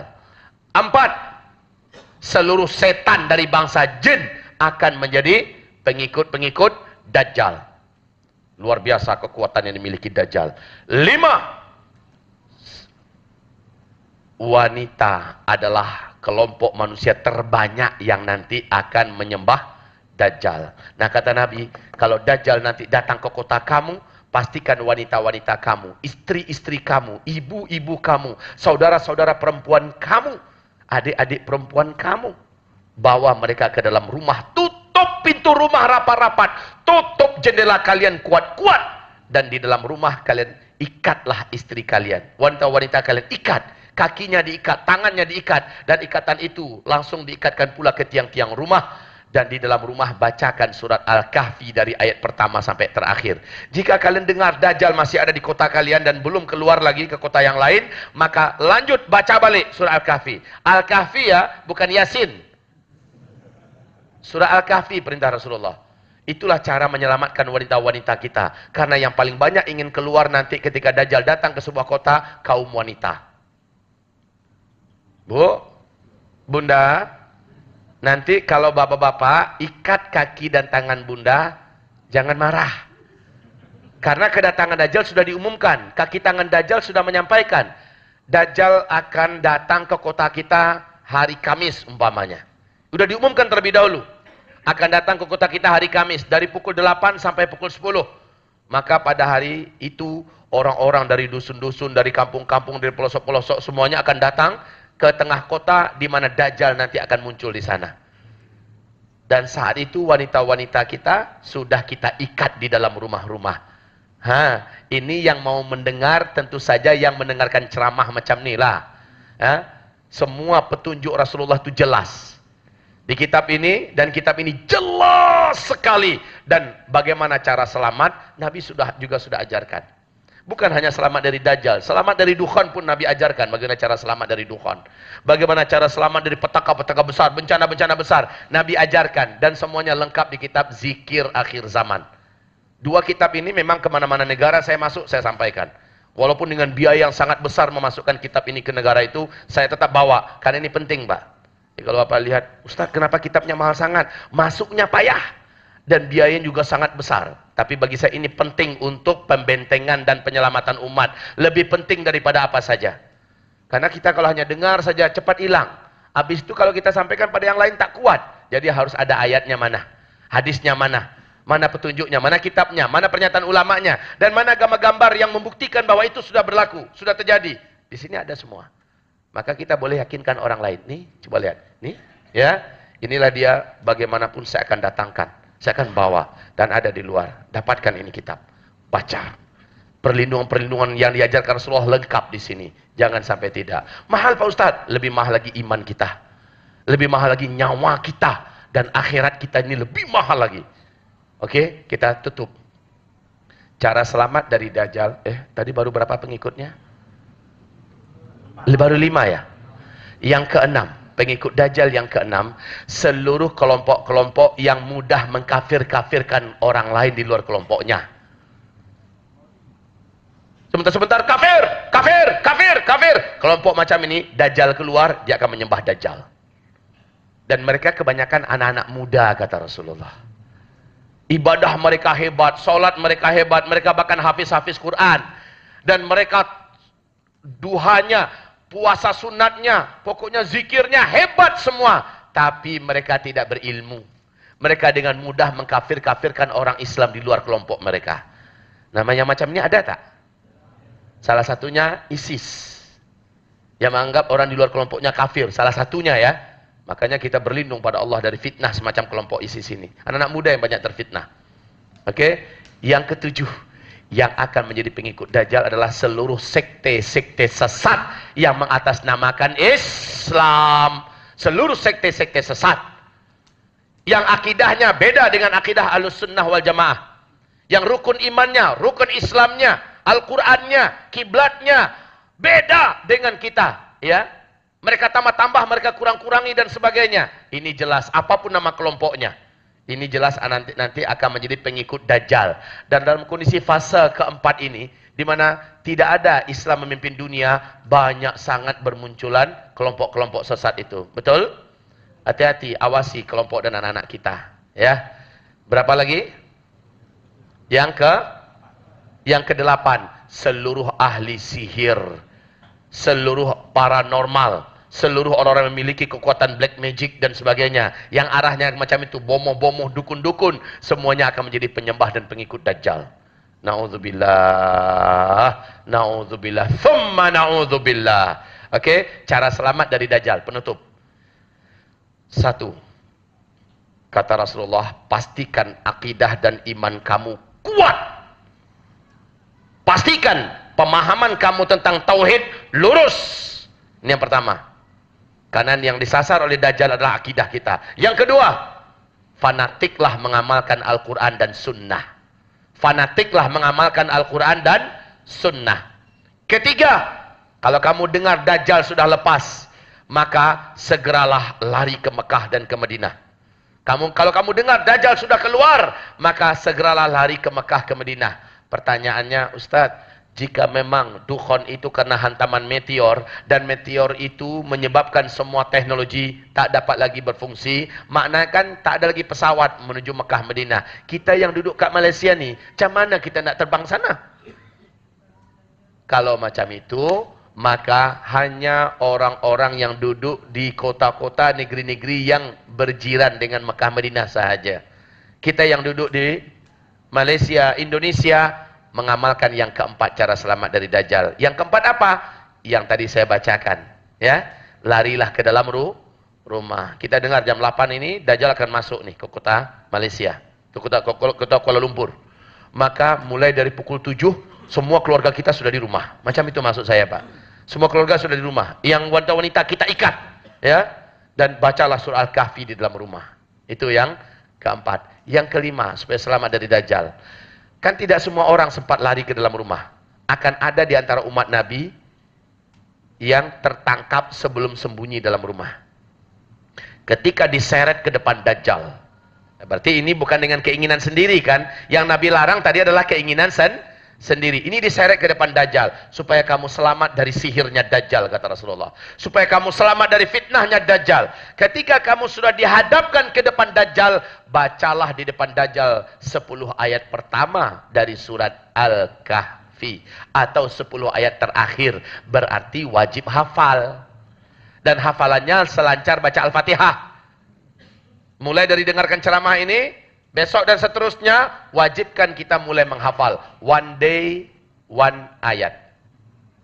Ya, one day, one ayat. Jadikan itu bacaan rutin kita sehingga kita fasih. Soalnya ketika Dajjal datang, kan tak mungkin saat itu kita bawa Al-Quran. Lalu ketika diseret menghadap Dajjal, Om Dajjal tunggu ya, buka dulu surah Al-Kahfi. Nggak sempat, kita langsung dihipnotis oleh kekuatan dan magicnya Dajjal. Selesai kita, Pak, kafir. Makanya wajib hafal. Yang keberapa baru? Keempat. Yang kelima supaya selamat dari Dajjal. Yang kelima yaitu yang kelima itu tadi, ya, kita baca di depan Dajjal surat Al-Kahfi. Nah, nanti Dajjal akan memaksa kita memilih di antara dua. Memilih surga yang dia ciptakan di tangan kirinya, atau memilih api dan siksa yang dia siapkan di tangan kanannya. Kata Rasulullah, pilihlah apinya Dajjal. Tapi Rasulullah mengatakan, masukkan terlebih dahulu kepala kamu ke dalam apinya Dajjal. Masukkan apa dulu? Kepala. Kalau kita masukkan tangan, kita terbakar, Pak. Ngeri sekali. Masukkan kaki kita juga panas. Tapi Rasul mengatakan, masukkan kepala kamu duluan. Kamu akan merasakan api Dajjal itu sejuk seperti kita merasakan masukkan dalam peti ais. Sungguh demi Allah hadisnya sahih. Tolong dibaca ini nanti. Masukkan kepala dulu. Lalu hiruplah. Hiruplah dengan mulut kita, dengan hidung kita. Kamu akan merasakan sejuknya masuk dan hilanglah dahaga kamu. Hilanglah penat tubuh kamu. Kemudian masukkan seluruh tubuh kamu ke dalam apinya Dajjal. Kamu akan syahid. Syahid, Pak. Jangan kaki, jangan tangan. Coba sikit lu, panas tak? Ya panas lah. Kepala dulu, ingat-ingat itu baik-baik. Mudah-mudahan kita semua tak ada yang tertangkap nanti. Amin.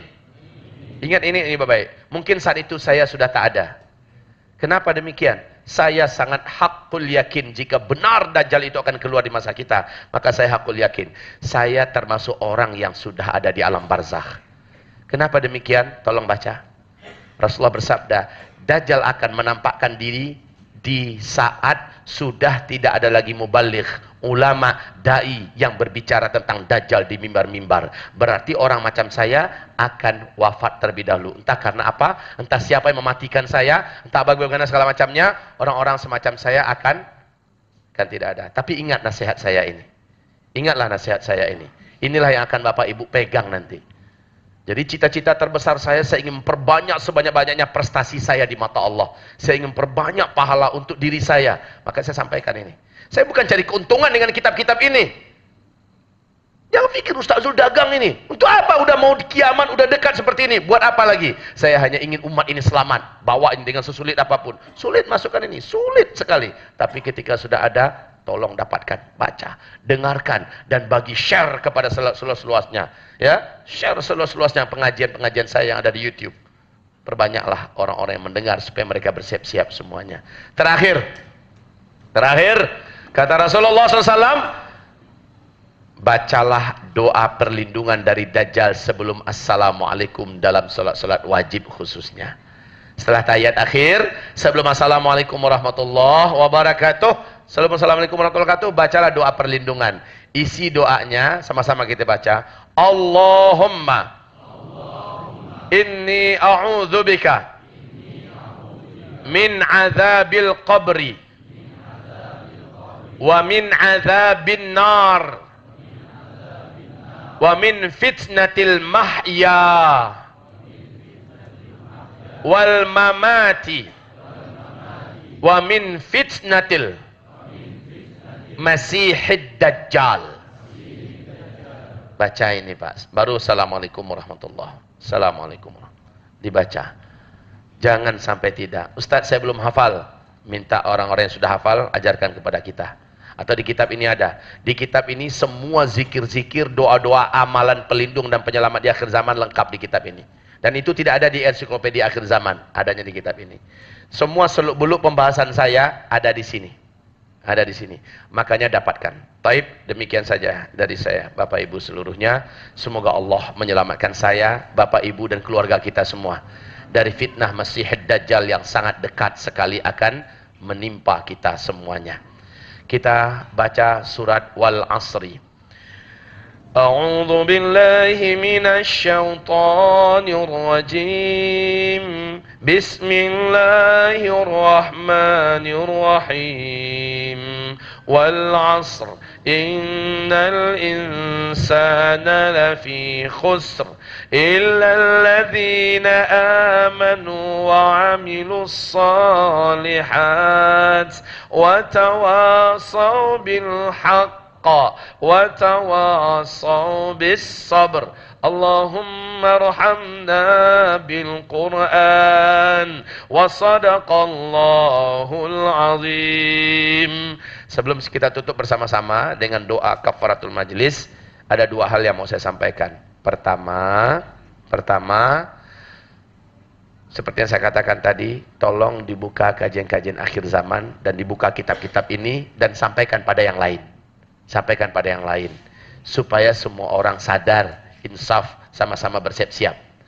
Yang kedua, tuan-tuan yang mulia, sejak hari ini kita mesti berpandangan positif melihat hidup masa depan. Jangan sampai mendengarkan kajian ini jadi negatif cara pandangnya. Melihat ke depan udah tak ada semangat lagi. Kenapa macam tu? Dah mau kiamat. Tak ada semangat lagi hidup melihat masa depan. Salah. Jangan sampai pula dipanggil bujangnya. Sini nak. Awak nak tamatkan sekolah menengah atas? Iya Bapak. Saya dengar ceramah tadi dari Ustaz Zulkifli Manali. Sudah. Udah mau kiamat kan? Iya Pak. Macam mana? Nak lanjut universiti kah? Tak payahlah Pak. Dah mau kiamat, kita fokus ibadah aja lagi. Salah itu.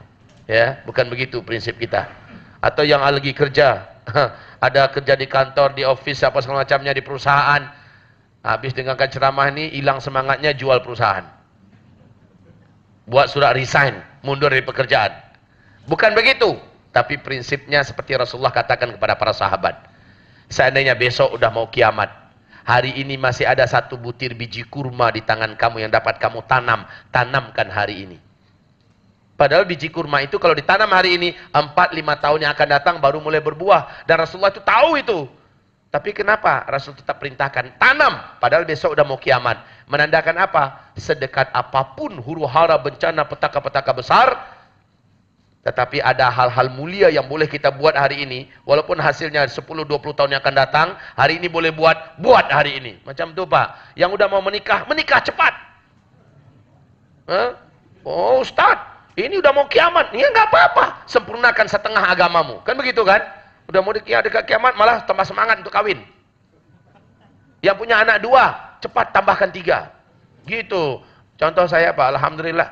Saya insya Allah April ini 4 bulan lagi akan melahirkan, istri saya akan melahirkan anak yang ke-17. Alhamdulillah. Ini Ustadz akhir zaman. Harus kasih contoh. Dan saya sekarang sedang mulai membangun pondok pesantren tahfizul Quran dan ulum syar'i 3 lantai.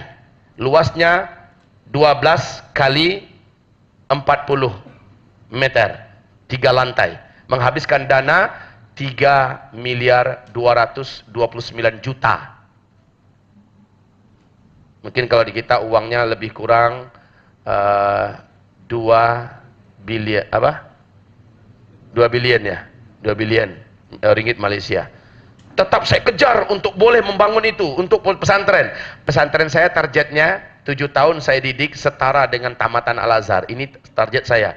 Yang saya terima adalah selepas sekolah rendah saya terima. Hafiz Quran dalam 1 tahun, 2 tahun paling lama hafiz Quran 30 juzuk, baru ilmunya, ilmu syar'inya. Ini saya kejarkan. Padahal udah sedekat ini. Iya, prinsip saya sukses tidak sukses, berhasil tidak berhasil, sampai tidak sampai itu urusan Allah Subhanahu wa taala. Saya sekarang boleh buat, sekarang dibuat. Apapun yang boleh dibuat yang baik-baik. Setidak-tidaknya inilah jawabanku di hadapan Allah nanti. Ya Allah, aku telah memulai. Ya Allah, aku telah melakukan. Dan seluruhnya saya kembalikan kepada Allah Subhanahu wa taala. Ya, baik hamba-hamba Allah, kita juga begitu. Apapun hal yang mulia. Kita nak bangun masjid, bangun saja. Jangan sampai wah udah mau kiamat, tak payahlah bangun masjid lagi. Bukan begitu prinsip kita. Sepakat semuanya? Sepakat. Alhamdulillah. Baik, mari kita tutup dengan membaca doa kafaratul majlis. Sebentar, tanda besar kiamat yang ke-7 apa tadi? Angin lembut, sejuk, berbau wangi kesturi. Wangi kesturi adalah bau angin surga. Dan parfum kesukaan Rasulullah adalah kesturi. Saya bawa kesturi ini sebagai salah satu ikhtiar saya menghidupkan sunnah Rasulullah. Kesturi ini adalah bibit asli daripada India dan sudah kita ruqyah dengan ayat-ayat Al-Quran dan doa-doa. Siapapun yang mengalami gangguan jin dan dari syaitan, insya Allah dengan memakai ini mudah-mudahan jin dan syaitannya Allah hilangkan dari tubuhnya.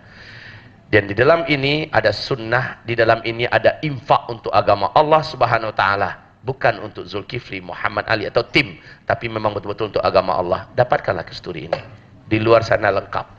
Niatkan sekaligus menghidupkan sunnah, mengusir jin dan syaitan, mendatangkan ridha Allah Subhanahu wa taala, mendatangkan khusyuk dan juga sekaligus infak di jalan agama Allah Subhanahu wa taala. Demikian saja dari saya. Mari kita sama-sama baca.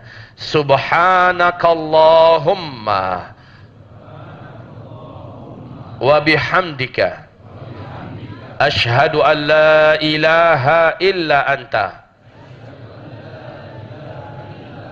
astaghfiruka wa atubu ilaik walhamdulillahi rabbil alamin. Bapak, besok pagi pembahasan saya tentang Imam Mahdi. Kalau ingin bergabung silahkan. Di mana tempatnya besok? Surabangi Perdana. Surabangi Perdana. Besok subuh insyaAllah tentang Imam Al-Mahdi. Ya, agar keimanan ibu bapak semakin sempurna. Al-Mahdi terlebih dahulu muncul, baru Dajjal. Nah, kita ingin pelajari tentang Al-Mahdi ini agar keyakinan kita semakin sempurna. Wabillahi taufiq wal hidayah. Yang benar hanyalah Allah dan Rasulnya. Yang salah adalah diri hamba Allah yang bicara. Dan Allah Rasulnya berlepas diri di setiap kesalahan yang dilakukan oleh makhluk-makhluknya.